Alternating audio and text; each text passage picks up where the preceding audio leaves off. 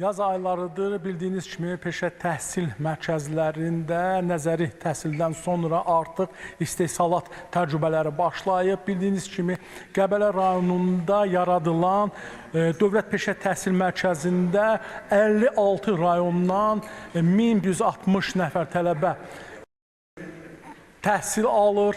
Onlar müxtəlif fakültələrdə peşələri seçiblər. Müxtəlif peşələr demək olar ki, bu gün Azərbaycanın peşə təhsili əmək bazarında demək olar ki, birbaşa çıxış verən ən vacib təhsil istiqamətlərindən biridir. Bu sistem gənclərdə yalnız nəzəri bilik deyil, həm də praktik bacarıqlar qazandırır. Müasir dövrdə elektrik, aqrar sahə, turizm, IT, aşbazlıq, avtomobil texnologiyası, sənaye və xidmət sahələri üzrə peşəkar kadrlara tələbat sürətlə artmaqdadır. Azərbaycanda son illər peşə təhsilinə maraq xeyli yüksəlib. Gördüyünüz kimi gənclər bir çox peşə mərkəzlərində müasir avadanlıqlarla təmin olunub və onlar burada həm nəzəri, həm də praktiki təhsil alırlar.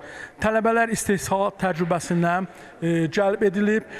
Burada məzunların iş tapmaq imkanları da demək olar ki, yüksəkdir. Xüsusilə regionlarda peşə təhsil həm məşğulluğun artırılması, həm də yerli iqtisadiyyatın inkişafı baxımından mühüm rol oynayır.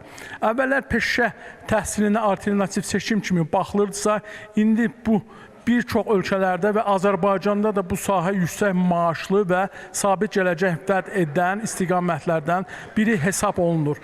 Və bir daha qeyd etmək istərdim ki, artıq Qəbələ Dövlət Peşə Təhsil Mərkəzində 40 ixtisas üzrə qruplar var və onlardan 39 qrupu bu il buraxılış qrupudur və 500-dən artıq məzun artıq